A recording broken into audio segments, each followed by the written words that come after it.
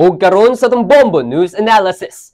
Sabay uhay lang ni sugyot si Cebu City Councilor Ray Gialon sa Konseho sa Dakbayan sa Sugbo nga nag-auhag sa buhatan sa Department of Social Welfare and Development Central Visayas o DSWD-7 sa pagtukod og walang gutom food bank diri sa Dakbayan sa Sugbo isip kabahin sa programa sa Administrasyong Marcos Jr.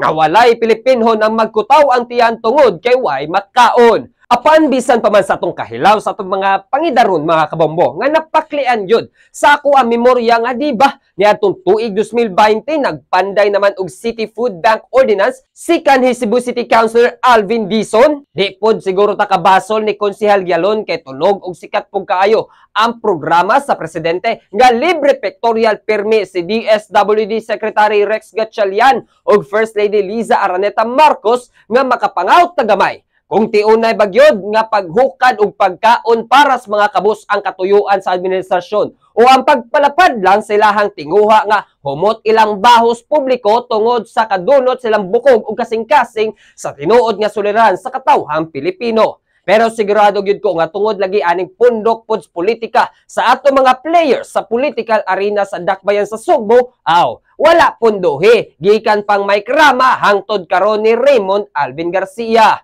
Dili pud unta nato kalimtan ha nga sa pagkapil ni Tami Osmeña sa pagkamayor ni atong 2019 kay pagsunod tuig dayon ato ang halin sa pagbaligya og yuta sa SRP na hurot dayon sulod lang sa 12 ka buwan nga nawa ron. Ultimo ang pag-apod-apod og benepisyo sa ato ang mga senior citizen nga kinahanglan pang nakabutar sila ni adtong 2013.